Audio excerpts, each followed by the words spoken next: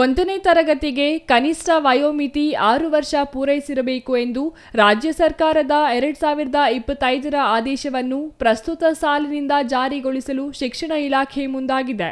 ಇದರಿಂದ ರಾಜ್ಯಾದ್ಯಂತ ಯುಕೆಜಿ ಮಕ್ಕಳು ಮತ್ತೆ 1 ವರ್ಷ ಅದೇ ತರಗತಿ ವ್ಯಾಸಂಗ ಮಾಡುವ ಪರಿಸ್ಥಿತಿ ನಿರ್ಮಾಣವಾಗಿದೆ. ಇದರಿಂದ ಪೋಷಕರಿಗೆ ಆರ್ಥಿಕ ಹೊರೆ ಹೆಚ್ಚಾಗಿ ಮಕ್ಕಳ ಮಾನಸಿಕ ಆರೋಗ್ಯದ ಮೇಲೆ ವ್ಯತಿರಿಕ್ತ ಪರಿಣಾಮ ಬೀರಲಿದೆ ಎಂದು ಆರೋಪಿಸಿ ಕನ್ನಡ ಪಕ್ಷದ ನೇತೃತ್ವದಲ್ಲಿ ಇಂದು ದೊಡ್ಡಬಳ್ಳಾಪುರ ಬಿಇಒ ಕಚೇರಿ ಮುಂದೆ ಪ್ರತಿಭಟನೆ ನಡೆಸಲಾಯಿತು. ನಿಯಮದಂತೆ 2025ರ ಜೂನ್ 1ಕ್ಕೆ 6 ವರ್ಷ ತುಂಬಿರುವ ಮಕ್ಕಳಿಗೆ ಮಾತ್ರ 1ನೇ ತರಗತಿಗೆ ಪ್ರವೇಶ ನೀಡುವುದಾಗಿ ಸರ್ಕಾರಿ, ಅನುದಾನಿತ ಮತ್ತು ಅನುದಾನ ರಹಿತ ಶಾಲೆಗಳು ಹೇಳುತ್ತಿವೆ. ಇದರಿಂದ ರಾಜ್ಯದಲ್ಲಿ 6 ವರ್ಷ ತುಂಬದ ಯುಕೆಜಿ ಮಕ್ಕಳು ಮತ್ತೆ 1 ವರ್ಷ ಯುಕೆಜಿ ವ್ಯಾಸಂಗ ಮಾಡಬೇಕು. ರಾಜ್ಯದಲ್ಲಿ ಇಂತಹ ಸುಮಾರು 5 ಲಕ್ಷ ಮಕ್ಕಳು ಇದ್ದು ಅವರ ಶೈಕ್ಷಣಿಕ ಜೀವನ ಸಂದಿಗ್ಧಕ್ಕೆ ಸಿಲುಕಿದೆ ಎಂದು ಪೋಷಕರು ಅಳಲು ತೋಡಿಕೊಳ್ಳುತ್ತಿದ್ದಾರೆ.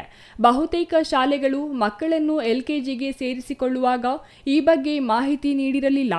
ಈಗ ದಿಢೀರ್ ನಿಯಮ ಮುಂದಿಡುತ್ತಿದೆ ಎನ್ನುವುದು ಪೋಷಕರ ಆರೋಪ ಎಂದರು. ಇಂತಹ ಮಕ್ಕಳ ಪಟ್ಟಿಯಲ್ಲಿ 1-2 ದಿನ ವ್ಯತ್ಯಾಸ ಇರುವವರು, ವಾರಗಳು, ತಿಂಗಳ ವ್ಯತ್ಯಾಸ ಇರುವವರು ಇದ್ದಾರೆ.